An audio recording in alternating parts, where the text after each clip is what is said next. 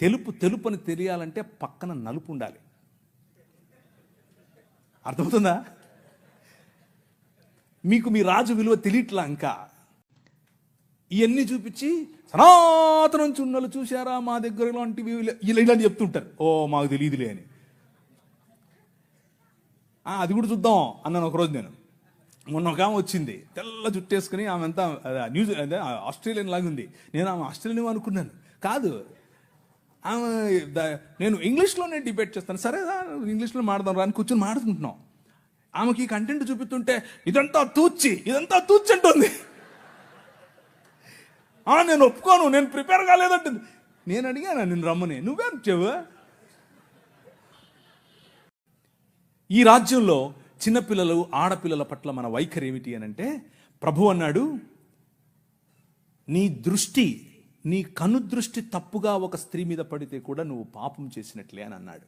కానీ ఈ రాజ్యం, ముహమ్మద్ గారు నిర్మించినటువంటి రాజ్యం, ఆ రాజ్యంలో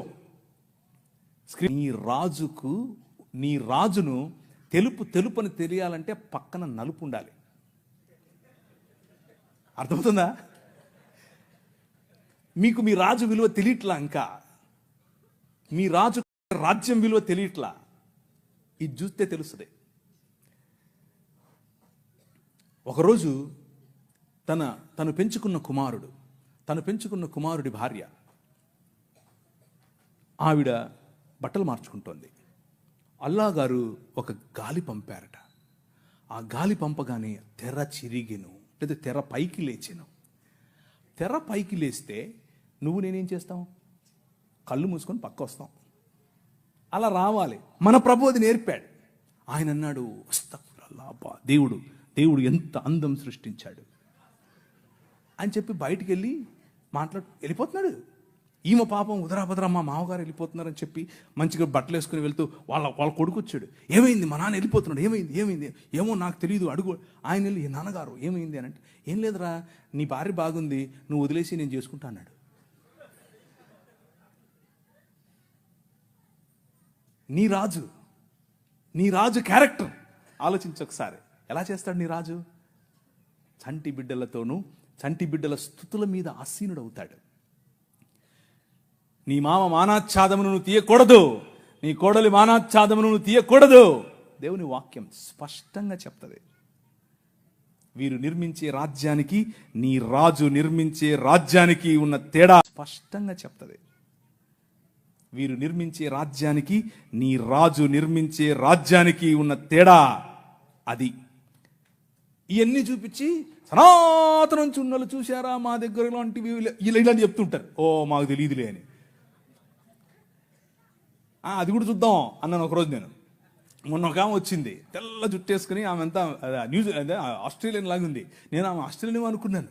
కాదు, ఆమె నేను ఇంగ్లీష్లోనే డిబేట్ చేస్తాను. సరే ఇంగ్లీష్లో మాడదాం రా అని కూర్చొని మాడుకుంటున్నాం. ఆమెకి కంటెంట్ చూపిస్తుంటే ఇదంతా తూచి అంటుంది. నేను ఒప్పుకోను, నేను ప్రిపేర్ కాలేదంటుంది. నేను అడిగాను, నేను రమ్మని, నువ్వేం చెవు అంటుందామా లైవ్లో. ఏ సబ్ దిస్ ఈజ్ ఆల్ రాంగ్ ఏంటి? ఇక్కడ కనిపిస్తుంది కదా, టెక్స్ట్ పెట్టాను కదా. మన సహోదరులకు తెలియదు ఇది ఇలా ఉంది. ఆ పుస్తకంలో, ఈ పుస్తకాలు ఇలా రాసుకున్నారని వాళ్ళకి తెలియదు. అందుకు ఆ సమస్య. శ్రీ బ్రహ్మవైవర్త పురాణం వ్యాఖ్యానం రాశాడు. ఆ వ్యాఖ్యానం అక్కడ ఉంది. ఏమనుంది? దేవుడు ఏం చేశాడు? మూతి పళ్ళు రాలగొట్టాడు. ఇక్కడ దేవుళ్ళే చేస్తున్నారు. అదే ప్రాబ్లం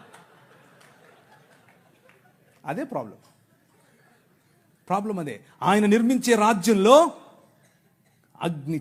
అగ్నిచేత పుటము వేయబడి తీసినటువంటి మానవ సమాజం, మేలిమి బంగారము లాంటి మానవ సమాజం, నిజముగా ఆయన చిత్తానికి లోబడే మానవ సమాజం, ప్యూర్గా ఉండే మానవ సమాజం.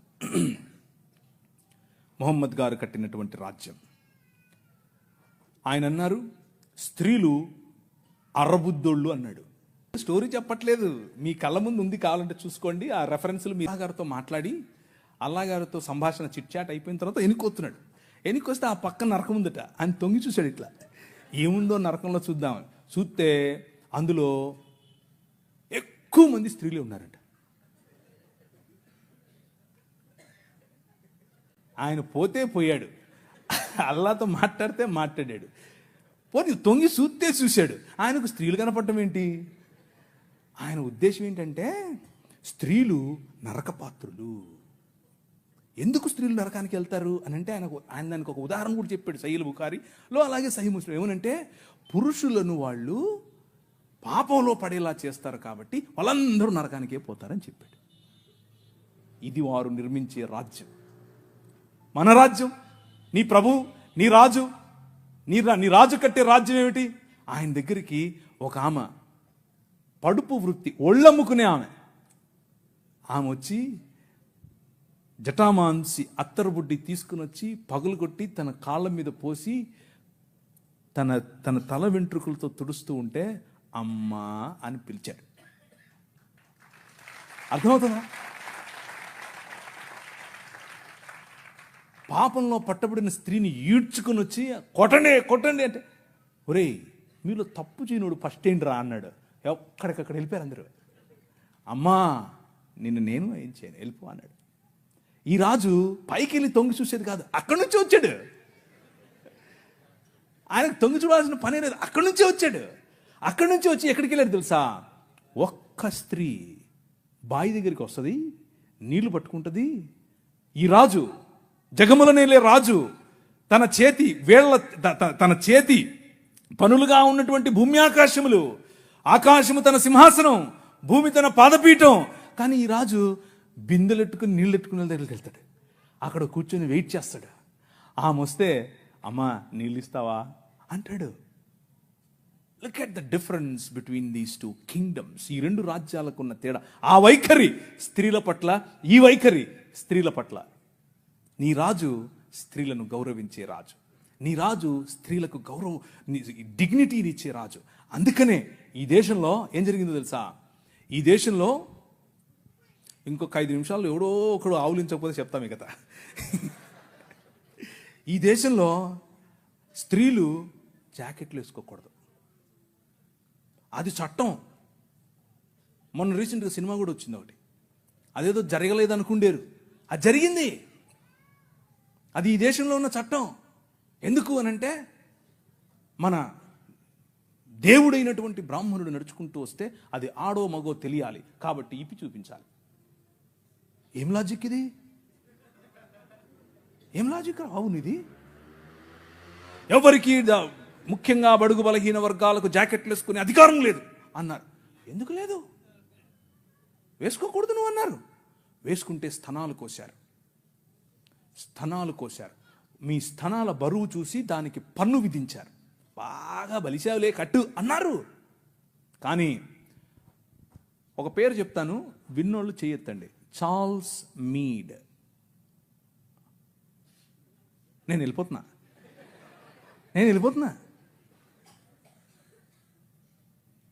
మీరందరూ జాకెట్లు వేసుకోవడానికి కారణం ఆయనే. నేను అబద్ధం చెప్పట్లేదు, నిజం చెప్తున్నాను. చట్టం చేశాడు. అక్కడ లండన్ హౌస్ ఆఫ్ కామన్స్లోకి వెళ్ళి కొట్లాడాడు. నా భారతీయ స్త్రీలకు గౌరవం కావాలి. తెల్లడే బయట నుంచి వచ్చాడు. అందుకనే వాళ్ళను గర్వంగా మా తల్లిదండ్రులు అనేది, నేను ఊరికి అన్ను గర్వంగా అనేది. ఎందుకు తెలుసా? మీరు బట్టలు వేసుకోకుండా మమ్మల్ని అనగదొరికితే వాళ్ళు మాకు జాకెట్లు పంచారు. మీరు అన్నం పెట్టండి అయ్యా అనంటే ప్యాడ్ ఇచ్చారు, చచ్చిపోయిన గొడ్డిచ్చారు. వాళ్ళు పనికి భృతి ఇచ్చారు భారతదేశాన్ని నిర్మించటానికి.